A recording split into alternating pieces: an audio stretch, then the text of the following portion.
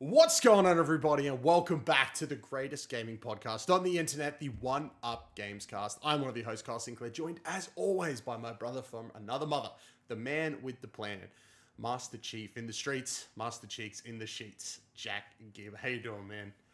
Doing well, thank you. How you doing? Yeah, I'm doing okay. Been a lot of gaming in the last week, man. You've Lots been of gaming. up.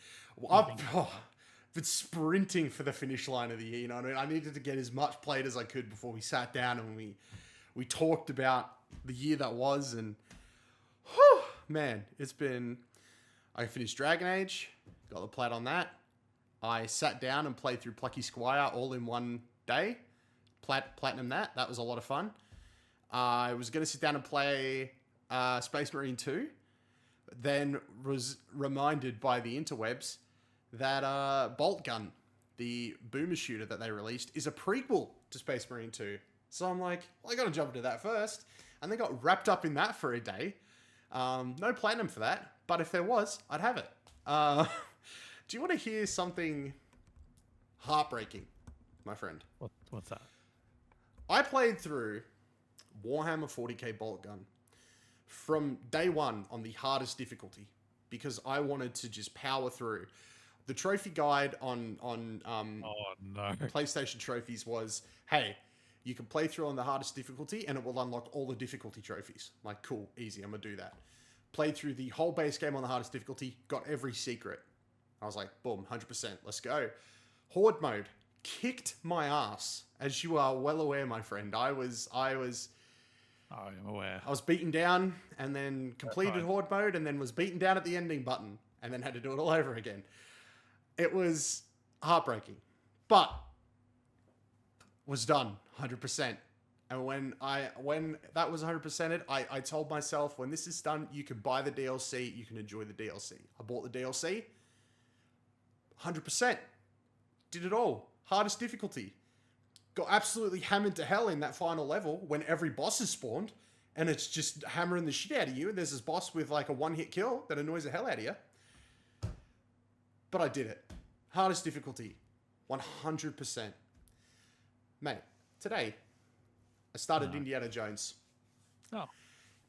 And I was like all wrapped up in the accessibility features on Indiana Jones. I'm like, accessibility's been such a big talking point in the games industry, stuff like that. Like, I should spend more time going through this sort of stuff and actually having a look. So I had a look at the accessibility features on Warhammer Bolt Gun. I thought, what could be in there? It's very good. I'm going to start by saying this. You can turn things on in there. You can turn whatever you want in there on, and it doesn't affect trophies. So you can turn whatever you want on in there, and you'll still get the trophies. So I could have played the whole game with invulnerability, unlimited ammo, and every gun unlocked from the start, and got every trophy. But I didn't. I'm broken on the inside. So broken. But I feel good knowing that I did all of that without knowing about being invulnerable and all the ammo and all the guns. My hands hurt. They were hurting while playing that game. And to find out I could have stood in a corner with a gun and just held down the button and got all the trophies is killing me inside. Because I would have done it after the fucking 10th hour. After hour 10, I'm like, my psyche can't take it anymore. But that's me being a sook. Because I did Bolt Gun, 100%, everything. Loved the game. Absolutely loved it. And then, yeah, started Indie today. And Warhammer. So I put 8 hours into Warhammer. No. Yeah, it was like 8 hours into Warhammer and only 10 hours into Indie or something like that. Something like that. Yeah. Indie's amazing. Holy crap. Like I said to you before, so happy it's coming out on PlayStation next year so it can be my game of the year next year. Like, holy hell. Can't wait to play that all over again. And Space Marine 2, so far, could possibly be the best game I've ever played.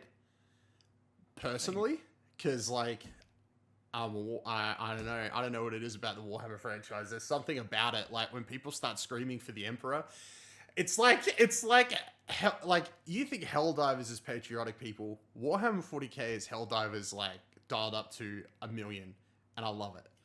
I love Helldivers too. We'll talk about that later. I think Helldivers is just like more of a joke, and I think that's what I love. Yeah. Helldivers is like is like a parody of itself, which is so good. I love it so much. I think that's specifically what I love. But yeah, the idea of turning it up though, I'm keen. I've got a copy. I've purchased it. I've installed it. I'm ready. I'm keen. It's so good. Like it was so much better than I had originally thought, and I was going in thinking it was going to be so good from the previews and the gameplay, and just my love of the first game and the 40k universe. I was ready. I was locked in, and it had me from like the get-go. I was locked, and the more I played, the more I was just like, holy, this is so good. I'm having the best time. But yeah, lots of gaming this week, mate. I've been putting in the hours. I'm gonna put in way more hours next year so that the final week of the year next year isn't such a sprint. Because yeah, with indie coming out like now, you know what I mean? Like, and wanting to at least get started on it before we had our talk about game of the year, like far out. Like, man, I feel like that game could have dropped in November and banged, you know what I mean? Like, yeah, I know. I mean, obviously every minute, like the polish on the game's quite high, so I'm guessing they worked all the way to the end. But that's why I wanted to do this episode this week and not last week. I'm like, I just need to get a little bit more indie under my belt. I've played a little bit less than you, but I feel like from what everyone's saying is the consistency of the first 3 to 6 hours continues on the whole game. So I'm confident. I'm confident that my opinion of it will hold the more I play it. But I would have liked to have played a bit more. But you know, hectic times, my friend. Hectic times. Hectic. But mate, you know what time of the year it is. You know what this episode's all about. It's the final episode of the year, which means it is our time to talk about our game of the year, hand out some awards, some of our personal awards, and just talk about the year that was. Bit of Xbox talk, Nintendo talk, PlayStation talk, and maybe a little bit about the future. We did do a whole episode last week about the games coming out next year and the ones we're excited about. So if you haven't seen that, be sure to go check that one out. We're probably more going to talk about just like, you know, Nintendo's probably dropping a console. You know, what's PlayStation cooking? Are we going to see more about this handheld from Xbox? Can Xbox live up to the amazing show we got this summer? Next summer? Probably not. It was pretty banger, but we'll see. There are rumors on the internet that they got some fire coming, but we'll talk about that when we get there. So we're going to start with our most important award. And it's an award near and dear to Jack's heart. So I'm going to let Jack take this one. Jack, would you like to give out our first one-up award for 2024, mate? I would, mate. And we're going to have it every year from now on. Apologies we didn't have it last year. But this is the game with the best mount panorama, Bathurst. This year, the award goes to Forza Horizon. No, just Forza Motorsport. Fucked it already. No. Oh, man. We were talking about next year, and I'm like, oh, Forza Horizon would be good. And then Forza Horizon 3 should have had Bathurst in the map. You know what I mean? Like, it should have been baked into the open world, because it's just a street circuit. Yeah. Anyway, Forza Motorsport got an update a couple of weeks back. It includes Bathurst. Bathurst is beautiful. It's way fucking better than it was in 5, 6, and 7, which was a static 10 a.m. in the morning Bathurst, not on race day, I swear to God.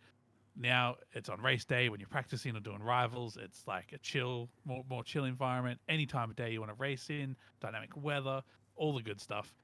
Yeah, so it's definitely the best Bathurst out there at the moment. Not that I've played every single iteration of Bathurst. Like, I've never played the iRacing version. I'm sure that's accurate as fuck. But yeah, Forza Motorsport gets the first award for the best Bathurst. We don't do best racing game here. We just do best Bathurst.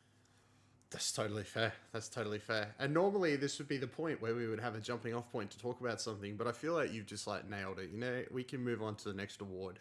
And this one is going to start. This one. It was such a good award. I'm glad it was there. I can't wait to get the toilet game and explain that one again. Ladies and gentlemen, we are moving on to our next award, which I think we'll have some conversation. I already kind of have a winner for this in my head, but I do want to talk about it. We're introducing a new award this year because it just feels so... Topical isn't the right word, but it just feels like it needs to be spoken about. We are introducing 1UP's Died Too Soon award for the game that came and went probably sooner than it should have, wasn't given enough time to sort of breathe and live. And my goodness, I have a list here that I made of games that sort of just like came and died this year, which is crazy. Like we've got X Defiant dropped this year and is already on the way out. That'll be gone. Are we gonna give that one last hurrah? I want to. Have you seen what they added? Everything. The Assassins, bro. They should have dropped that season 1. Like, that would have had people locked in, I reckon. What the fuck did they add season 1? I can't remember. Rainbow Six Operators. Yeah, that was a bad call. They already an FPS for that game, you know what I mean? Yeah, I think they've officially added Rainbow Six Operators, and they added the Highwaymen from. They should have done the Assassins. Yeah, Assassin should have been the first one, because they're adding Assassins, and they added 2 other factions that were way more interesting and appealing than... Oh, they added the Wolves from Ghost Recon Breakpoint. Yeah, okay. Designs are freaking cool. And they added... Almost feels like Ubisoft made those decisions and not anyone else. I can't remember the third faction, but the third faction was also from a game that was crazy. Plus, they added a Rayman map and a whole bunch of other maps. Like, they were cooking. And, yeah... It's just... We'll come back to that in another episode. I think that deserves a longer conversation, but it definitely fits the category that we've got here. Yeah, so... Oh, man, it's so sad. Yeah, X Defiant came and went. It's a sad... It's sad. It really is. It sucks. Suicide Squad, that is heading into its final season. I'm pretty sure the first half of the final season has dropped. They are not supporting the game past season 4. They set out to do the year of content and they got there. I really didn't think we'd get there, but they did. Good on them, I think. I don't know. I don't know. I feel like everything that they've sort of added story-wise, additionally on top of like what we've gotten, was way more interesting than the main story. So I kind of feel like the thing that's going to hurt that... I mean, it's already hurt. It's bleeding. It's on the floor. I think the thing that hurt the game was the fact that it was a live service. I think if they'd set out to tell a story from start to finish that wasn't going to rely on additional content to make the story make more sense, I think it would have been really good. I think it probably would have been okay. As far as like gameplay goes, it was fine.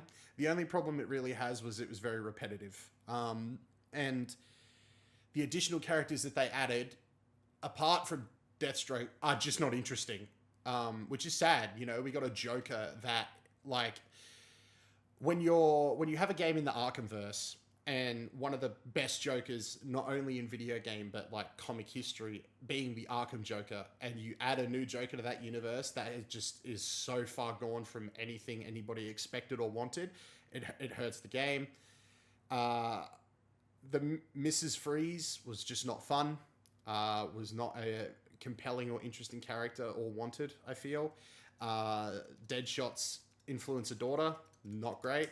Deathstroke looks cool, but we're at the point where the 10 people still playing are going to be the only ones that are going to enjoy that. I don't even feel the need to reinstall for the final season. I didn't for 3. I went back for season 1. I went back for season 2. Season 3, I just did not care anymore. And season 4, when they're finally introducing a character that I feel like I could spend some time with, I just don't care. But, you know, maybe it's better that it's dying now, because there are rumors that they are working on a new Batman game, and hopefully from the ashes of this will rise something better, something that we actually want. Well said. Yeah. But I think just to add my 10 cents, I feel like this game isn't dying too soon. I feel like it's dying right on fucking time. Yeah, If I can be honest. yeah, I'm Like they've surprised done it the made it full this year far. of content. The last seasonal update is going to include, is it an offline mode or a Yep. single player mode or something that will at least let the Offline. game keep living. Yep. And even if it's delisted, you'll still be able to install it and play it. So I think it's actually, I'm gonna be very polite. I feel like it's dying right on fucking time. Yeah, that's so fair. That's so fair. But the game that died, I think we're going to give the award to, and you can feel free to disagree with me if you want. I think you know where I'm going. The game that died way too soon didn't deserve to die, and really I miss at least once a week when I think about it. Concord. Now I know a lot of people we're going to cop hate for that. Just we have to be prepared. But Still installed on my Steam account. Still sitting there on my PC. yeah, Can't do anything with it. They took mine away.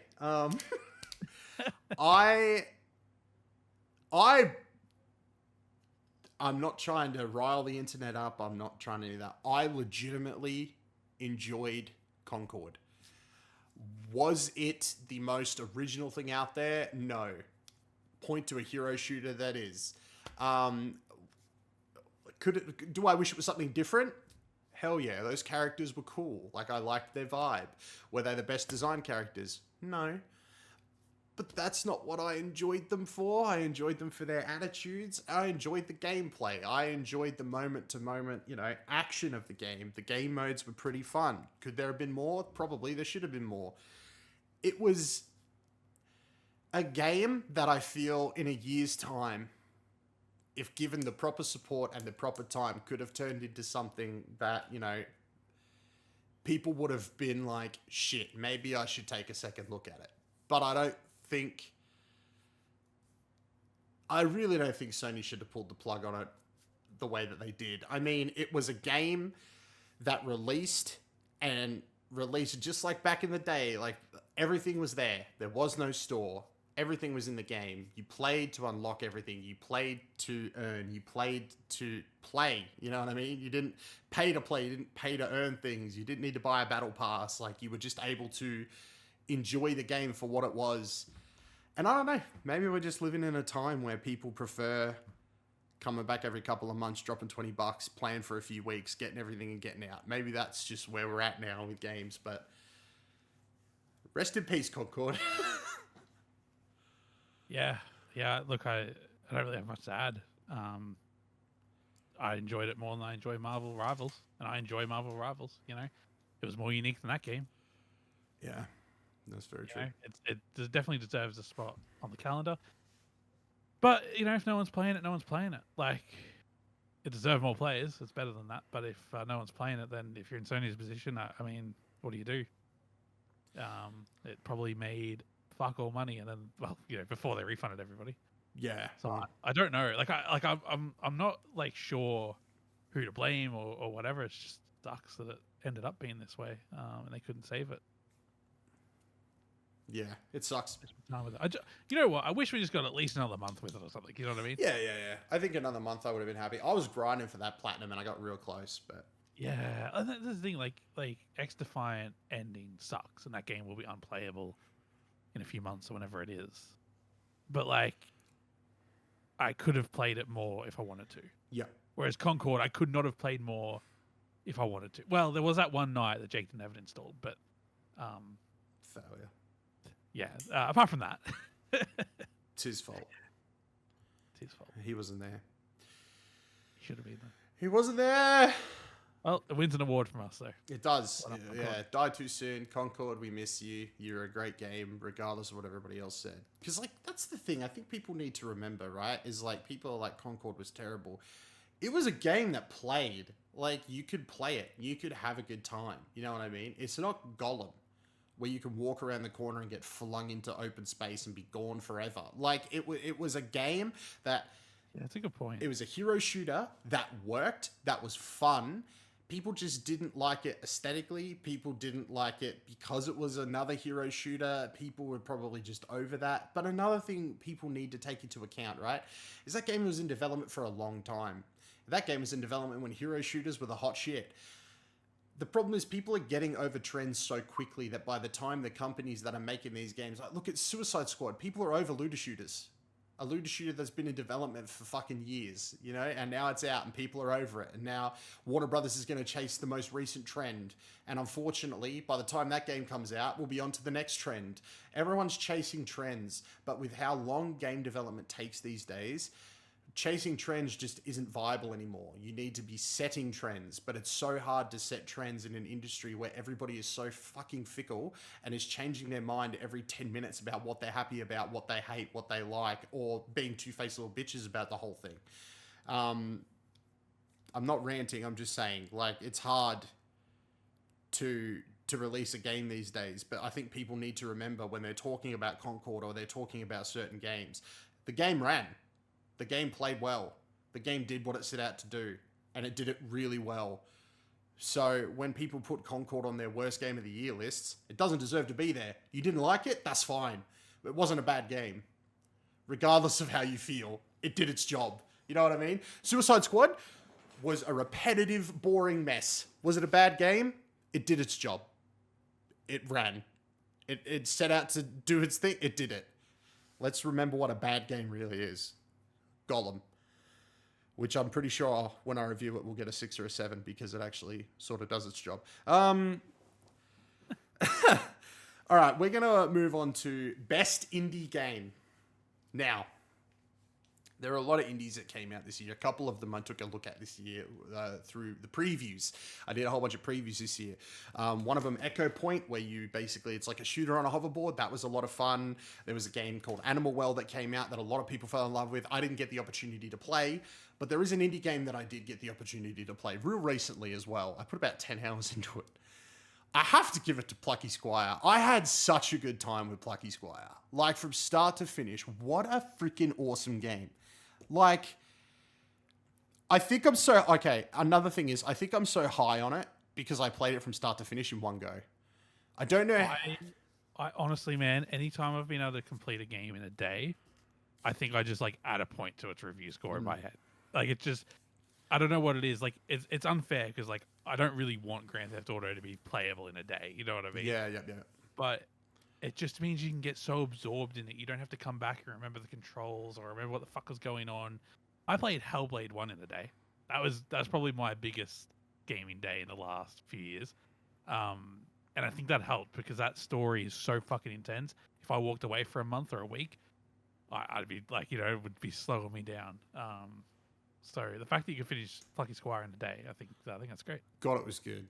God, it was good. From start to finish, it was great. The story was really well done, and it was one of those things where it was like, I got to a point where I was like, okay, I get what this game is. I don't know if this is going to keep me engrossed for a really long period of time. And then it does something that just, like, flips the whole game on its head. So basically, you're in a storybook.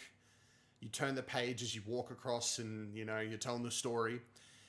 And then, like, a chapter or two into the game, when you're starting to get the swing of it, and you're like, okay, I kind of get where this is going. This is going to be an interesting couple more hours. I don't know if I'm going to get to the end. You get pushed out of the book. And now it goes from a 2D game to a 3D game where you're running around the desk of this child. And you find out that this kid, you are this kid's favorite character of all time. Like, there's a big statue of you on the desk, and you have inspired him to write his own stories. And you find out that this bad guy in the book has pushed you out, and he's starting to rewrite the story, which is affecting the child because he's losing his inspiration. And if you don't get back in there and rewrite the story and put things right, he won't be able to grow up and become a story writer of his own. And as the game goes on, every time you come out onto the desk, like, because of how the story's going, it's affecting the kid. Like, at the start, it's such a colorful, messy desk, and he's, like, drawn stuff, and he's set up like a castle and everything. And then as the game goes on, the more you're starting to, like, lose the fight with the bad guy, like, the desk starts being barren.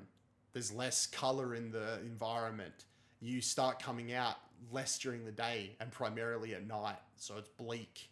And then it gets to the point where, which I won't spoil, but it gets to a point where, like, you can feel the joy and the inspiration leave, and it just compels you to keep going. It compels you to put more time in, and it's so good. Like, if anybody's looking for just, like, a fun game to play with the kids, or just sit back and just have like an afternoon where you just want to be transported back to when you were a child. Plucky Squire is so good at it, and it's one of the best indie games I think we've gotten in a long time. Well awarded. I'm very excited. I'm very excited to review that game. That was another one that I was like, oh, I need to play it so I can review it, and it's so good. So good. All right, mate. Now, we've come to it, mate. We've come to the award that people come here for. The award that people... He knows what's coming. Ladies and gentlemen, we are about to award the best toilet game of 2024. Now, for those of you that don't know what the best toilet game is, it is the mobile game that I spent the most time playing whilst pooping this year. The game that even after I've wiped, I continue to sit. My legs go to sleep while I sit there and play this game. Oh, pulling out my phone. I have put some time into some games this year, folks. My goodness. Ton more hours into Monster Hunter now. I put a decent amount of hours into Devil May Cry Peak of Combat, which I found out yesterday people don't like, but I'm alright, I'm chill. Pokemon TCG is one I've put some time into since its release, but you know, I want to put more in before I start saying this is a great toilet game. You know what I mean? Another one I've put a few hours into is Age of Empires for mobile. Lots of fun, good time. Oh, right. When you have like a grog bog and you know you're going to be there a while, you boot up Age of Empires because you got time. I've never played it on mobile. Not since the last shitty one they released like 10 years ago. Well, the new one's pretty good. It's quite enjoyable. I played a game called Hissy Fit quite a bit. Jumped back into Elder Scrolls Blades and Castles. Jumped into Castles as well. Do you know what Castles is?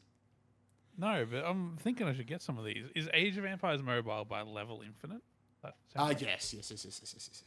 I'm installing that. What was the other one?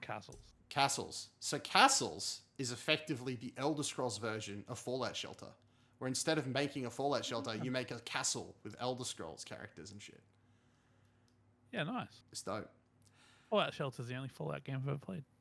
I'm in the middle of trying to get the platinum for that game. I'm at the point where I'm just grinding. Like, hey, do 100 quests. I'm like, no, you do 100 quests. I don't want to do it. Like, that's ridiculous. But, ladies and gentlemen, put more hours into Arknights, Azure Lane. Oh, man, I'm outing myself right now. Black Desert for my mobile. Blue Archive. Oh. Black Desert for mobile. Yeah, man. PC, mobile, and console. I hit it all. Echocalypse. Oh, man. Echocalypse. Holy fuck. Anyway, the game getting the best mobile game, which I played on PC a lot as well. I'm giving it to Nike, Goddess of Victory. I put time into this game. So I get on my... okay, I'm going to run you through my day, okay? So here's how it works. If it's a non-work day, this is from the beginning. If it's a work day, I get home in the afternoon, see my wife, see my kids, remind them that I was only at work for them because I don't want to be there. I'm there so they are provided for. Nah. I'm not a monster. Get home, see them, chill out with them for an hour, watch some TV, watch some Bluey, do some chill stuff. Then, mate, love Bluey. It's time to get the kids to calm down, so, they always love to help mum make tea. That's when I come into the dungeon, to the office. I turn on the computer. I check the news of the day, because I got to get an article up on 1UP. I check the news of the day. I chuck on a YouTube video over here. But the next thing I do, whether it be on my phone, which I haven't been doing unless I'm on the toilet, or I'm on PC, I turn on Nike, Goddess of Victory, so I can get my dailies done, so I can check out the latest event, because they've been killing it with events right now. So for those of you that don't know, Nike, Goddess of Victory is it's an idle game, kind of, where you have a squad of 5 goddesses that have, different forms of weaponry that fight off, different bosses and robots and that are called raptures. Now, you're supposed to just be able to click play and it, does it itself, and you're just mainly there to make sure, everyone's leveled up and that sort of stuff. But I've been finding, I've been taking control a lot more. Which is good. It means the game is like, it's got me. Like when I want to, when a game can play itself and I can get the fuzzies of like, oh, I've done something when I really haven't.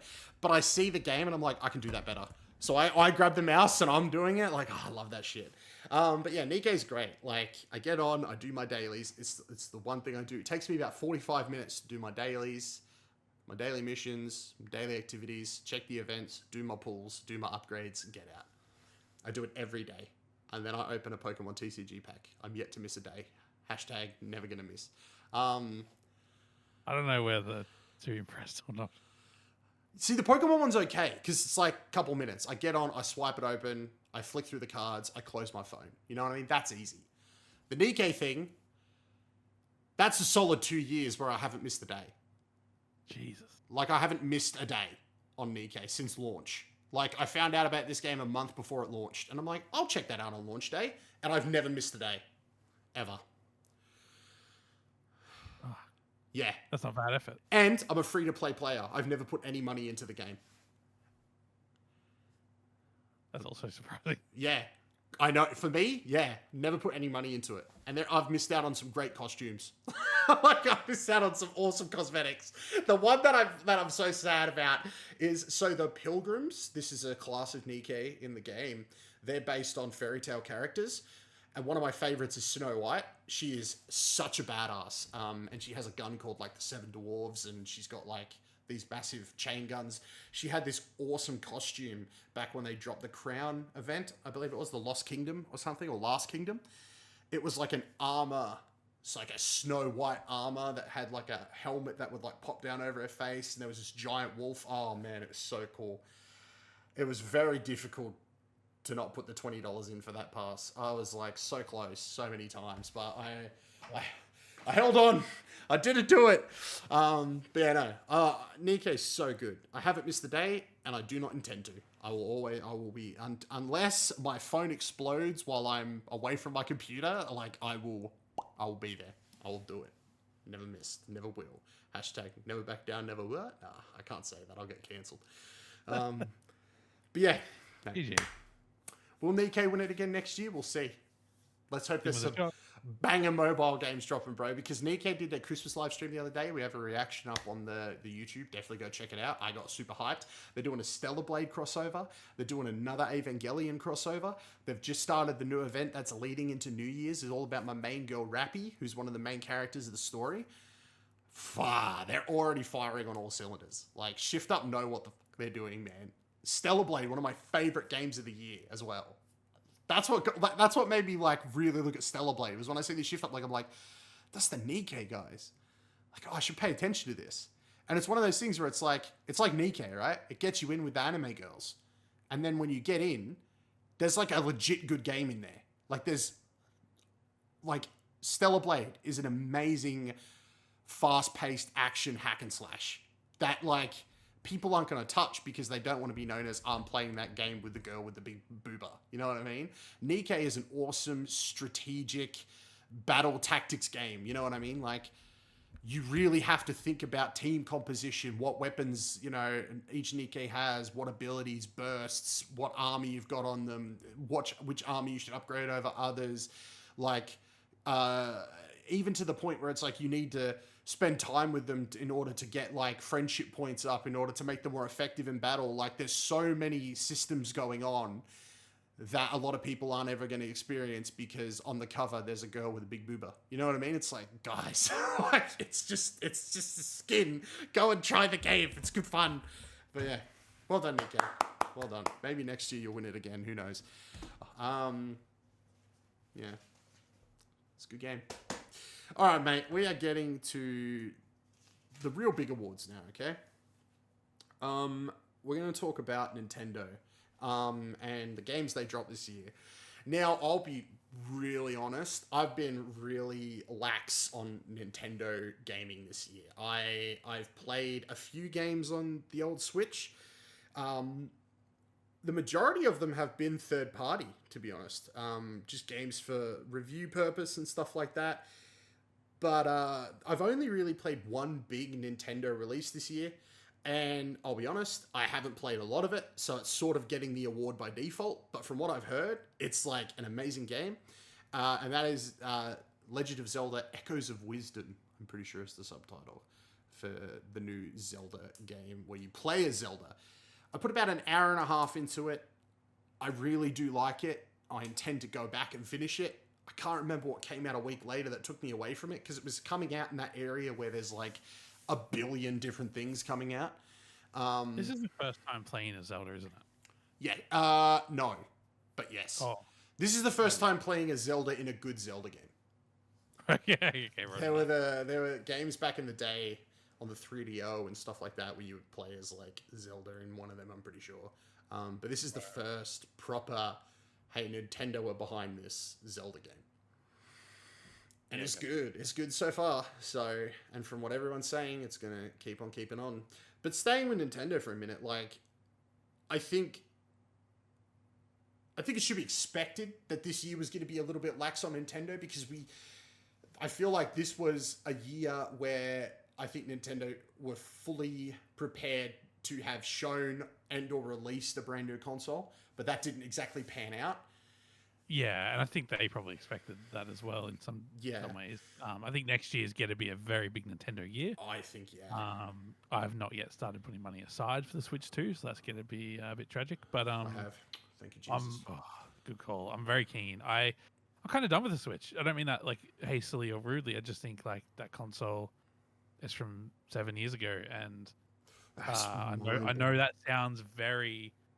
It's very privileged to say. I understand the privilege there, but I just with the limited time I have, I'm at the point where I'd rather be playing some Indiana Jones or something like that, and very much looking forward to Nintendo joining this generation. Very keen for that, but I understand that's very privileged for me to say, and not everyone's in that position. And the Switch is still the highest of quality of consoles. That's not a criticism at all, but I personally am ready for Switch 2 emotionally, physically, but not economically.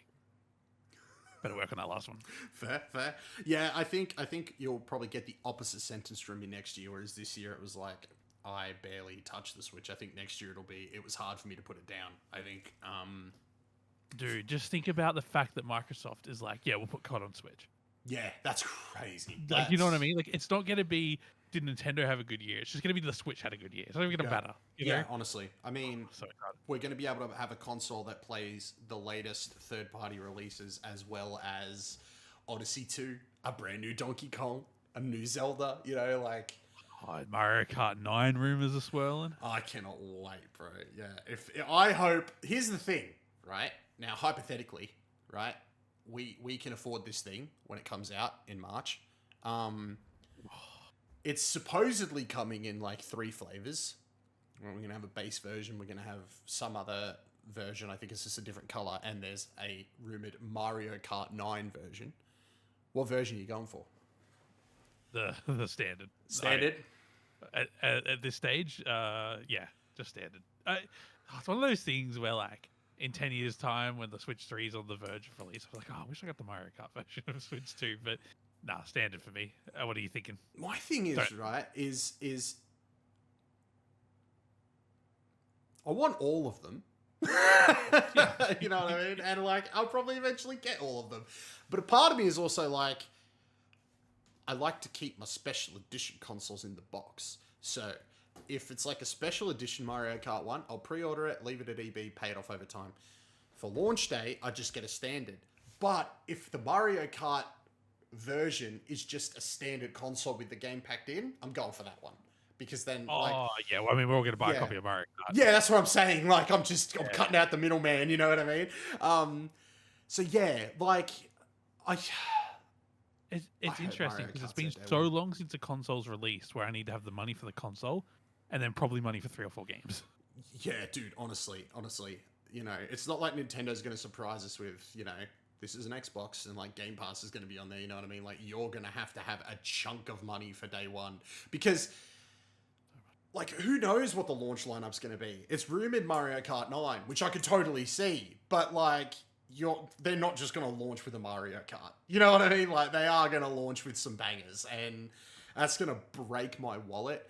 my financial stability, my mental health, and my family's trust in me managing the finances. Which I'm here You'll for. lose access to it. Just like my wallet. I have to get permission to hold my wallet. Like, please, I'm just going to the supermarket. No, EB's where the supermarket is. I'll go. Like, okay. You have to start using cash only. This is the ultimate way for me to get out of going to the supermarket. It's just this. Yeah. But no, Nintendo is probably going to have a banger year next year, so I think we're going to have the opposite reaction to what we did this year, and I think we're going to have a lot to talk about come the end of next year. I'm very excited about it. Very, very excited. Mate, Well said. we're going to move on to PlayStation. Oh. Oh. What did they release? Mm-hmm. Concord. They actually, hang on. Yeah, what? Concord came out this year. Yeah, I'll give that an award. What's next? I think... We can't give that best PlayStation game of the year. No, I've already decided Any release. personally what I think we're going to give to it. But here, I'll bring up a list of PlayStation... And there's a couple of smaller games, but... Studio releases. I think we know what we're giving, right? Like, should I It's say... gonna be like the fucking PS3 generation all over again, where the last year of the PS5, the last 1 or 2 years, are just gonna be like so incredible. Yeah. I mean, they They did make up for everything. They did cook a little. We did get Concord. We got Astrobot, which won Game of the Year at the Game Awards. Oh yeah, that's true. Like Yeah. they definitely Maybe popped off. I started playing Uncharted 1. That's probably not worth giving an award to at this point, though. Yeah, fair. Horizon Zero Dawn Remaster, The Last of Us Part 2 Remastered, Lego Horizon Adventures, MLB The Show 24, Rise of the Ronin, Stellar Blade was an exclusive, Until Dawn, that remaster, My First GT was there. Ooh. I guess we could, I don't want to count it, but it didn't come out anywhere else. So Final Fantasy VII Rebirth came out in February, I believe. But let's be honest, the game we're going to give the award to, right, came out early in the year and ate all our time. It's got to be Helldivers 2, right? Gotta be Helldivers 2. It's got to be Helldivers 2. Helldivers 2 is going to take best PlayStation game of the year. But honestly, before looking at this list, I didn't think PlayStation had that much. They cooked with Astrobot. They cooked with Stellar Blade. And like an Until Dawn remaster is not a bad thing. Like that game, if I'm not mistaken, like didn't deserved another hurrah. It did, but I don't think the remaster was good. Oh, I haven't played it. Yeah, I haven't played it either. But I think people weren't happy with it. But I'm not sure. I could be talking out my ass. Rise of Ronin, from what I've heard from people that actually played it and didn't just watch someone play it, was actually okay. So I'd be keen to jump into that. And Lego Horizon Adventure, I think, deserves a shout out because it's something so different. They're still trying with Horizon. I appreciate that. I wish they put that energy into Killzone. But yeah. You know what? Actually, no. I take back my sentiment about it being a rough year for PlayStation. They tried a lot of things this year. They did. Some missed, like Concord. Well, not for me, but and some hit like Helldivers, and Astrobot is a bit of a different good sort of game that hit. Lego Horizon I don't think necessarily hit, but worth a go at this point. Yeah. You know what? They haven't had a bad year. I hope they release a couple of AAAs next year though, just to sort of get back on track there a little bit. Honestly, yeah. Helldivers 2 though, fuck me. That's So a good. top 3 this generation for me easily, without even thinking. Like that's maybe even top 1. The game is so beautiful. It's Honestly. made gaming fun again. You know what I mean? Like it's not that it's like the best game ever technically or anything. It's just fun. It's just so much more fun than anything else that came out this year. I think. No, I honestly, out of the only thing that I would say, I haven't played enough of Astrobot to really talk about it. But for what I played, amazing game. But when it comes to us as a group, we put hours into Helldivers 2. We've literally been back the last couple of weeks. The Killzone thing, I'm all in on that. That's so good.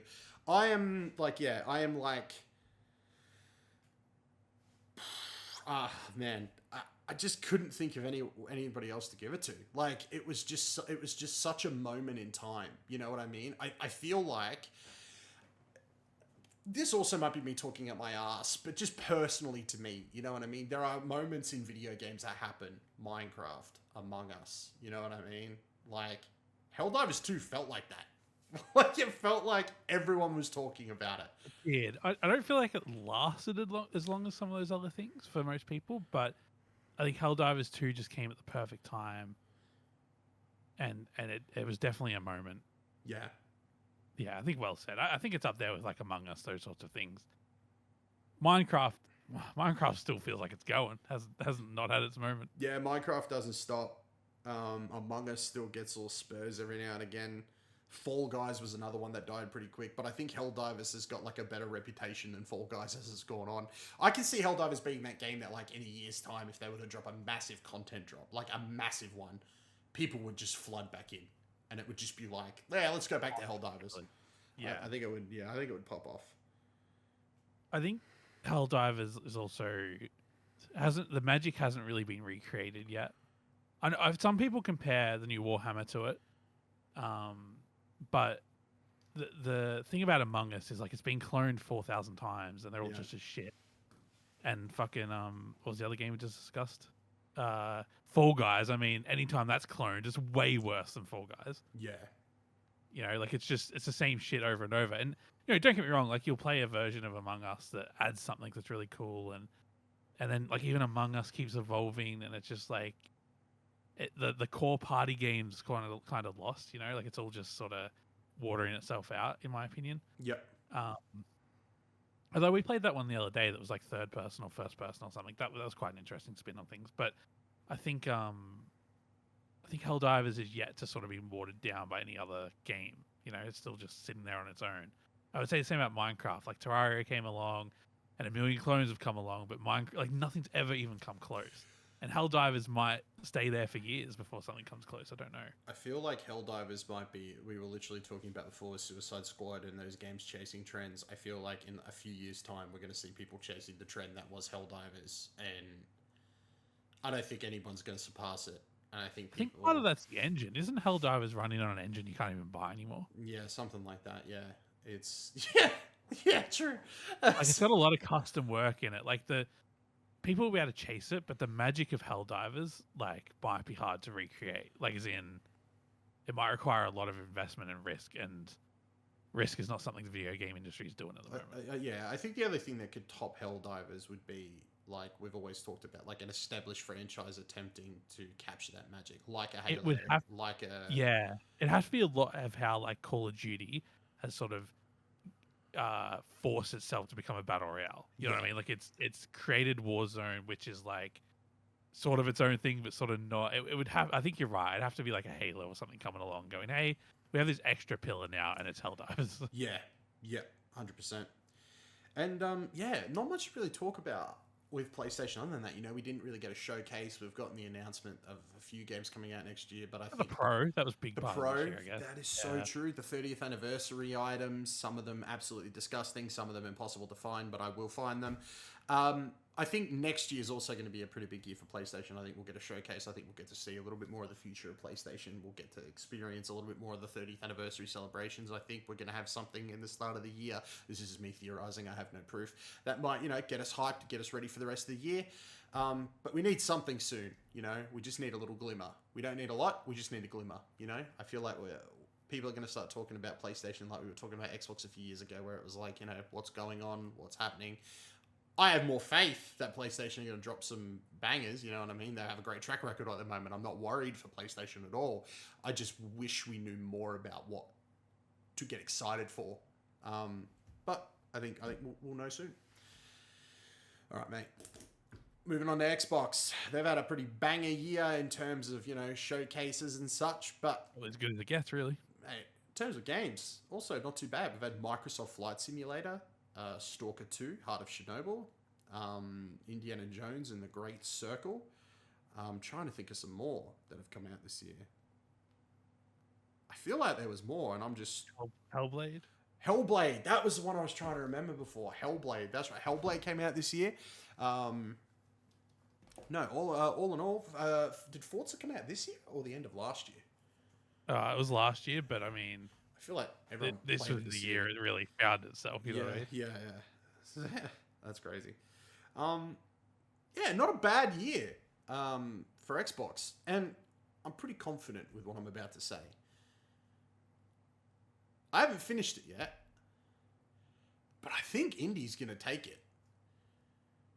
Oh, absolutely. Like, Honestly, I feel like after an hour, it ran away with being Xbox's best game this year. Like, Machine Games don't miss. Like, it's amazing.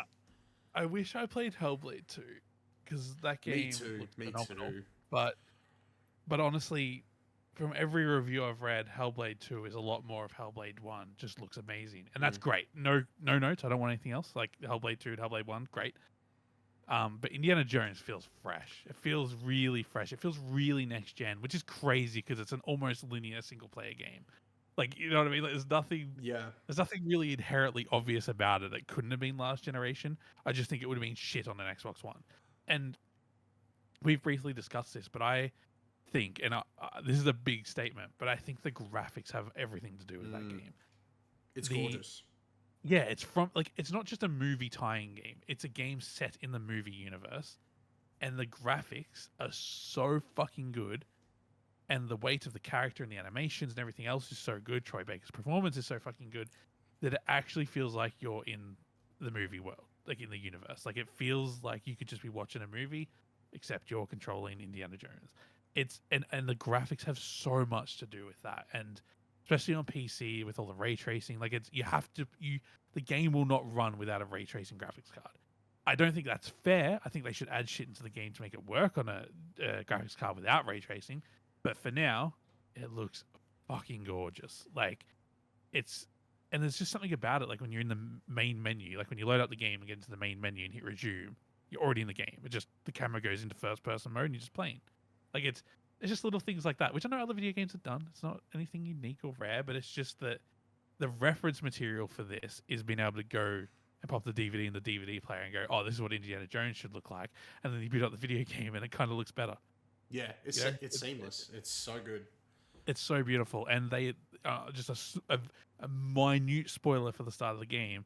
But the fact that the first fucking thing you do in the game is the opening thing from Raiders of the Lost Ark. Is that the right movie? I think that's the right one. Yeah, with the boulder and everything. The balls. It was perfect. So no good. notes. So good. It looked as good as it does in the movie, honestly. Music was on point. The voice acting, like you said, Troy Baker, like, he's crazy.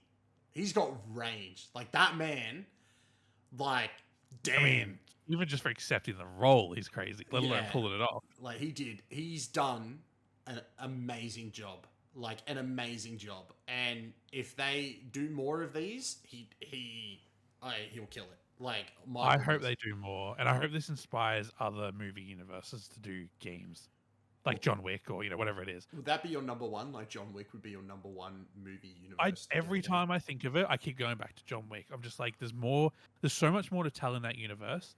And Keanu Reeves, as he said recently, he would love to be in another John Wick. He doesn't know if his knees want to be in another John Wick.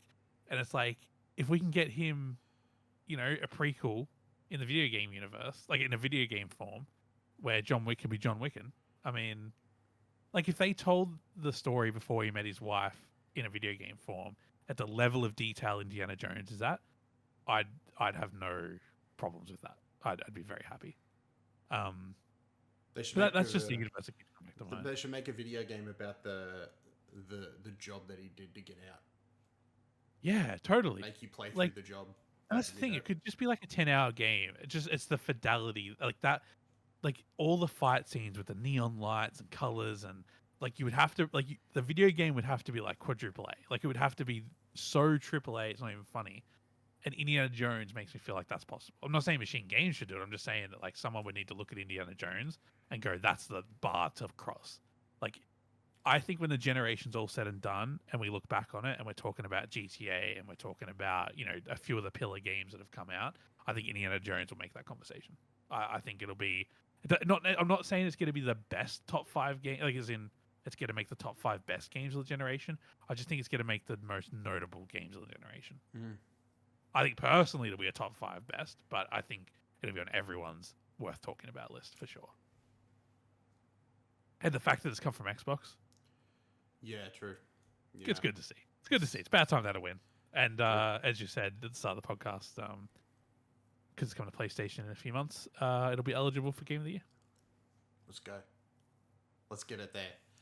Honestly, I hope it gets some awards at next year's Game Awards. Like, it's just done some amazing shit. And I mean, Troy Baker's got to win Best Performance at the very fucking least, God, surely. I feel like if it had launched on PlayStation, like, I feel like Jeff would have squeezed him in this year. But, you know, he'll wait for it to officially release before he does that. Yeah, exactly. But no, honestly, amazing game. And I think that could be a cool conversation. Like, what do we want to see from like movie, video games going forward? Because I had a really good idea for one.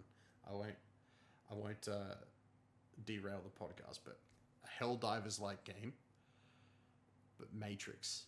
So instead of like dropping in a Hell Pod, you like jack into the Matrix and then you like load up into the different cities and stuff. There's something there, mate. There's something there. I think that could be sick. I should go watch The Matrix. No one steal that. Deleting this right now. Oh, yeah, I think that'd be sick.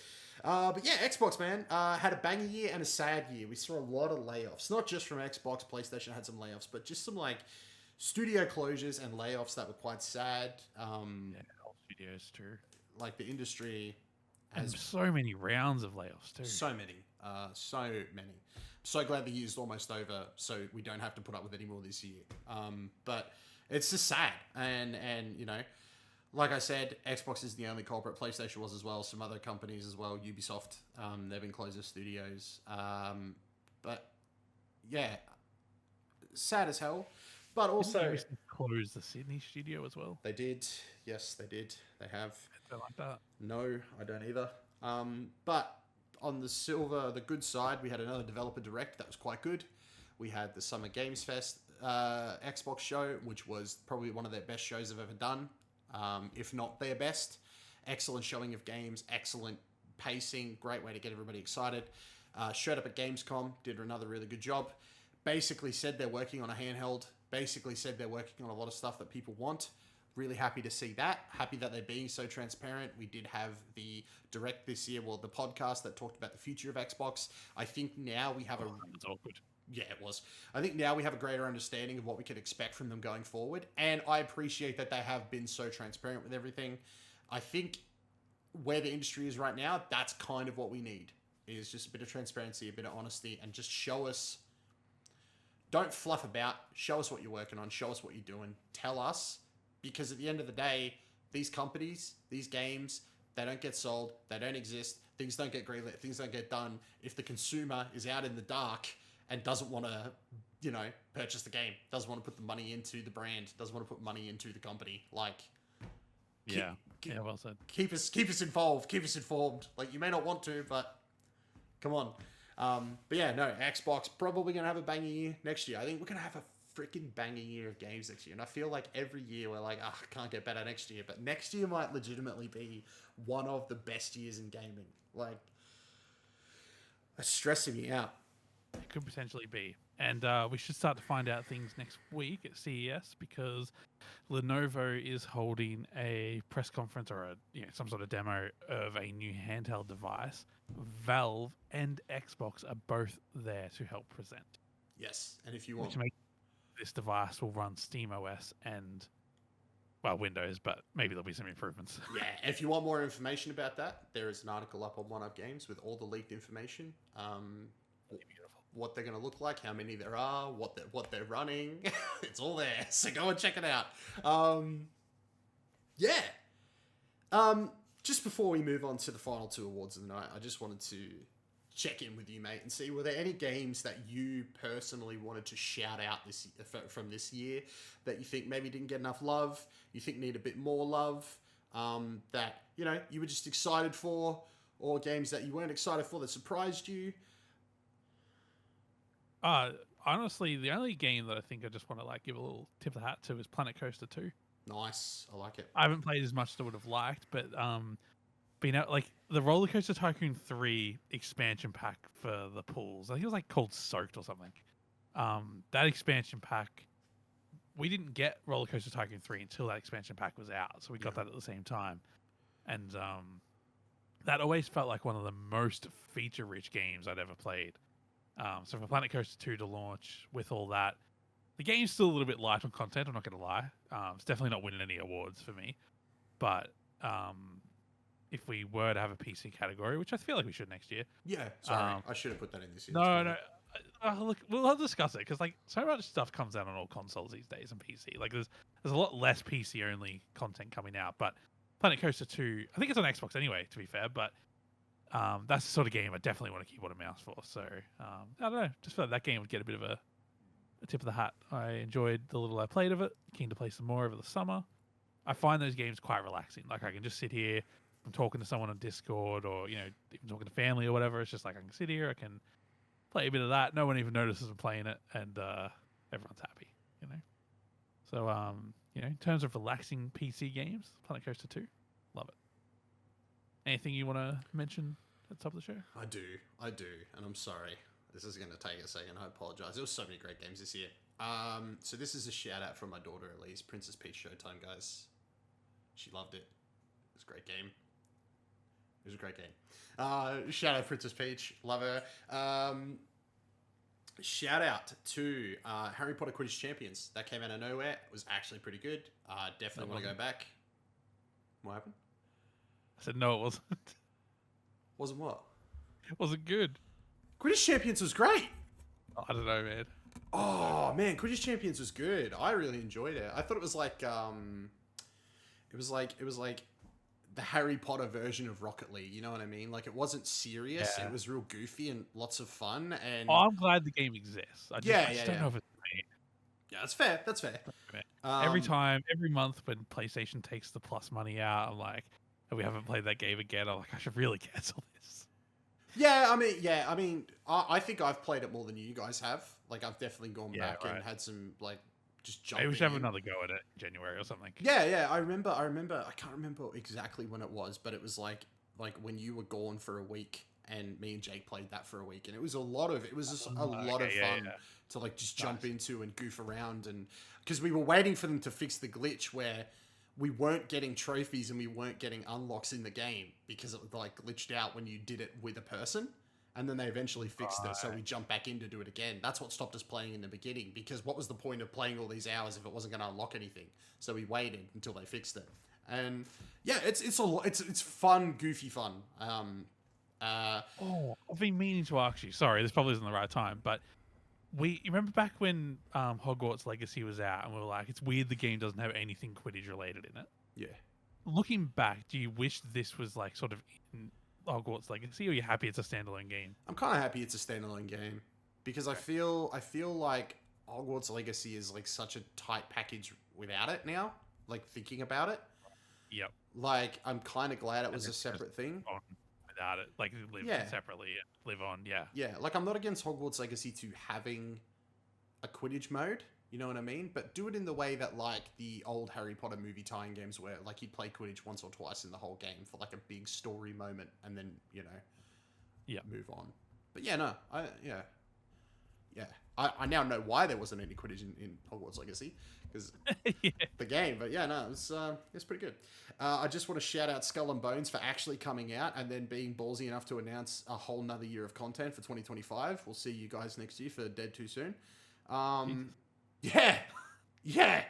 No one's playing it, but they're still making it. Shout out to another great indie game, Wild Bastards. Had a lot of fun with Wild Bastards. Shout out to an award that I want to add next year, but I wasn't sure if it was like worth it this year. Legacy of Kain Soul Reaver 1 and 2 Remaster. That's how you do a freaking remaster, everybody. That's how you do a freaking remaster. We'll talk more about that next year. Another Crab's Treasure. Really fun game. Hellblade 2. I can't wait to play you. Tales of Kinsira Zhao. That was a real fun one. That I only played because of a game I'm going to shout out in a minute. Pardon me. Grand Blue Fantasy Relink. Great fighter. We're getting to the big shout outs now. So big shout out to Tekken 8. Lots of fun. Shout out to Astrobot. Can't wait to put a ton more hours into you. Excited to. Massive shout out to the next couple. Prince of Persia: The Lost Crown. So sad that Ubisoft have said no to a sequel, shut down the studio that made it. That sucks, because of all the games that came out this year, that's the only banger Ubisoft had. It was the only good game they released. And I blame them for poor marketing, not pushing that game as hard as they should have, because as someone that was like super excited for a new Prince of Persia game, but not only that, it was going back to like OG Prince of Persia side-scrolling fun. Such a good game. Played it on stream. Had the best time. Platinumed it. Like, it was so much fun.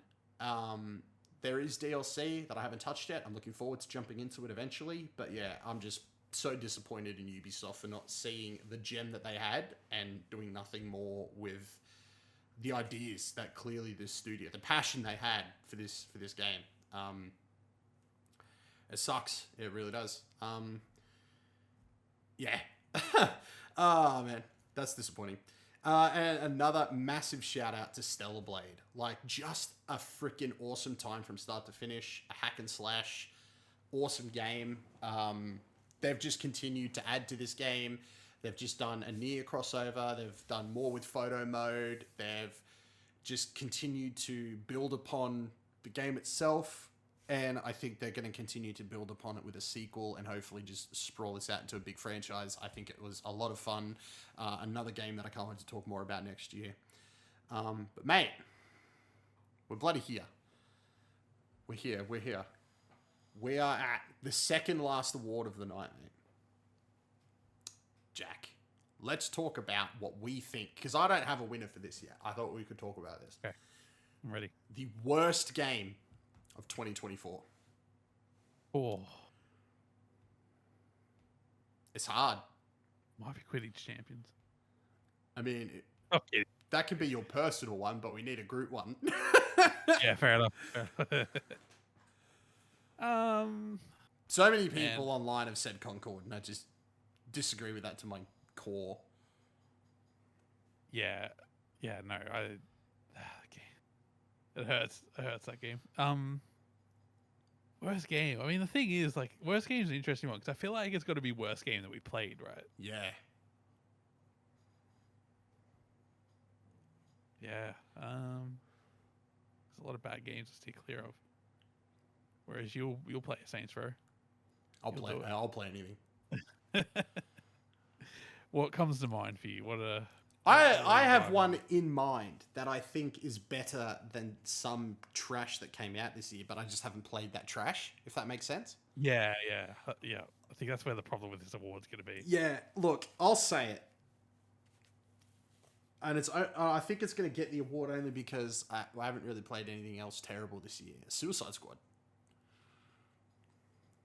Yeah, look, I watched you play a lot of it. I didn't play it personally, but I feel like that's appropriate for the award because it's like so much potential.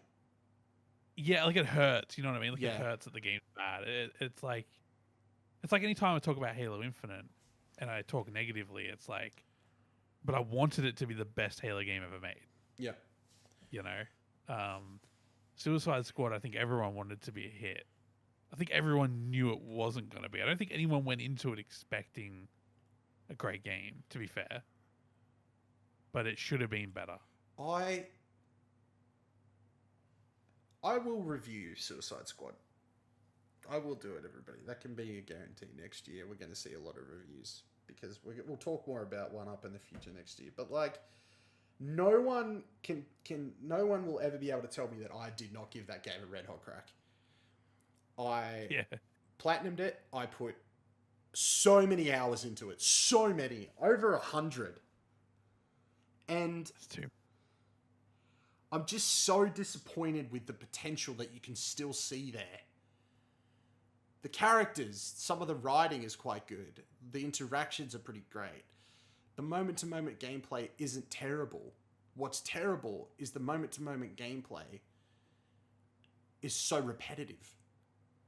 I'm not being given anything interesting or new to do. And when a season drops, it's the same thing regurgitated over and over again. The only thing that changes is the color palette. And I just think the people that made the game didn't want to. I think there was passion there in the beginning, and I think this was something else. And I think we saw what we always see. The suits wanted to chase a trend, and they were forced to turn this game into something entirely different than what it was conceived as.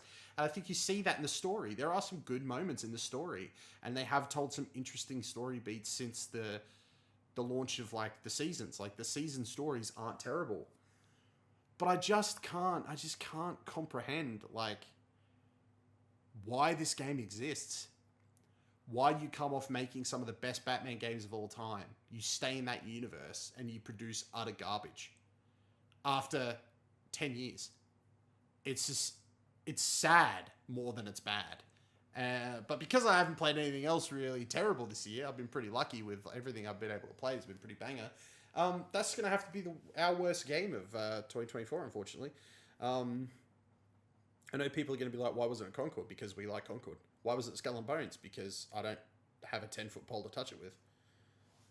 You know what I mean? Like, it's not happening. Why wasn't it Dustfall? I think it's also. I think the award needs to go to Suicide Squad because it hurt. I'm not really hurt that Skull and Bones suck. We knew that was going to suck. Yeah, but like it was going to play in Sea of Thieves. You know what I mean? Yeah. Like it's you're right, but Suicide Squad doesn't like. I'm not going to go play a different Suicide Squad game. You know what I mean? Like it was all eggs in the one basket, and it sucks. It does. It does. Well, let's not talk about sadness anymore. Rocksteady wasn't closed though, so that's a plus. That's a plus. I really thought that this was the end for them when that game dropped. I thought shit, but like, I remember us saying like everyone deserves one fuck up. Yeah, and they've had it. We weren't sure they were going to get it. Yeah, they've had it now, and if the rumors are true, they're working on a Batman game and they're going to course correct, then they might have another shot. But if they come out with a Batman game that's mediocre, I think they're kind of done. With just like, the thing is, I think everyone would just want him to be done at that point. Yeah, just like you know, it's like yeah. It'll be interesting to see what Warner Brothers does with this gaming division next year. Yeah, well, I don't think Xbox has the capacity to buy any more, but they'll try. They'll try. All right, mate. We've done it. We're here.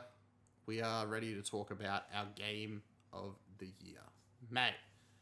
We can talk about our personal games of the year, and then we can have a discussion about what we think the one-up game of the year will be. I have a pretty good idea of where we're going to go. But, mate, what is your personal game of the year for 2024? I don't know if, I mean, I don't know if it's right because I haven't played enough of it, but I'm very confident it'll be Indiana Jones, honestly. I think, I'm always different with Game of the Year because I don't believe Game of the Year should have to come out in the year that it is. Mm-hmm. And that's a personal belief, and I don't know anyone else that shares it. But, I think, if PUBG was having its best game ever this year, that could be my Game of the Year. Mm-hmm. I finished Forbidden West this year. That was an amazing game. The ending of that game was wild. Keen for another one. Probably be ready in 17 years. That MMO's got to come out first. Save that for another episode. So I think it's going to be Indiana Jones. I want it to be Helldivers. I do want it to be Helldivers. It's between Helldivers and Indiana Jones. Indiana Jones is the most innovative next gen game for me, whereas Helldivers is the most fun game. And I'm really tossing up between what do I want my game of the year to be? And the more I talk about it, the more I'm thinking of Helldivers. I might take a moment to think about it. Do you mind jumping in? What are you feeling while I just sit over here and decide? My game of the year for 2024 is a game that, I'll be honest, I haven't finished yet, but I put a decent amount of hours into. And maybe the best game I've ever played, personally, just because I love that world. I think it's going to be Space Marine 2. That game's crazy. It looks gorgeous. It's fun to play. As a Warhammer fan, it's nerdvana. It's just so good. And I haven't touched multiplayer or the co-op mode yet, and I'm already kind of locked in. It was kind of everything I wanted from a sequel to Space Marine, which is a game that I just adore. The original Space Marine was it was a game that came out of nowhere for me, like in peak Kyle gaming time, where I was like a fan of Warhammer. I didn't really play the tabletop game, but I did collect the minis. I painted the minis, and then Space Marine 1 came out, and I'm like, oh shit, I need to give this tabletop game a go. And I started playing. I wasn't very good at it, but I don't think anybody is when they start. So I've just been like, after that, I was like all in on the 40k universe and Warhammer in general, and I've been on every single release of games. Like, even before Space Marine, I played a lot of the Warhammer releases. Like, I remember, I think it was called Fire Warrior back on the PS2. Terrible game. Would still play it today, though. Like, I just love that universe so much. So yeah, just personally for me, like, I am so excited to play it with you. I can't wait to get your gauge on it. Like, will this turn you into a 40k fan? I think this is going to convert a lot of people. It's got me thinking about paint minis again, but to be fair, Bolt Gun was doing that as well. I think I've just been hit with the perfect storm of Warhammer right now with Bolt Gun and Space Marine, and I'm probably going to jump into some other Warhammer stuff after this because it's just such a rich and expansive world right now. Henry Cavill's working on that show. Secret Level has a whole episode around it. Like, I'm locked in. I enjoyed it so much. But there's like also like, you know, Helldivers was amazing. Indiana Jones is amazing. Astrobot so far amazing. So there's a lot out there that could like contend. But yeah, just personally for me, I think Space Marine 2 is going to be my personal game of the year for 2024. Hell of a choice. I like your choice a lot. I think I'm going to drop back to Helldivers 2 for my game of the year personally. I like it. I think Indiana Jones, you know, I may look back on and think more fondly of that game for this year. And I think the reason for that is I think Helldivers is going to keep going. Like, it's going to be a great game in 25, it's going to be a great game in 26, great game in 27. Yep. But I think sitting here right now, played Indiana Jones for like 6, 7, 8 hours. That game's 10 out of 10 phenomenal. But Helldivers 2, like, if you said right now, Jack, like, let's play a game, like, I want to play Helldivers, you know what I mean? Yeah. So I think I'm going to give it to Helldivers 2. But we do need a shared one. Yes. Or a one-up one. Which can be either of those, of course. Let's be honest, I think the one-up game of the year is going to be Helldivers 2. I thought you were saying Indiana Jones. No. Helldivers 2 was what I was thinking we were going to decide on for our game of the year. Just because it hit hard for us. We enjoy it. We still enjoy it.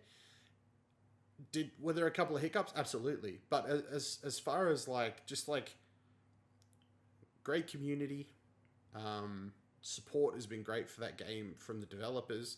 I think they're going to continue to support it.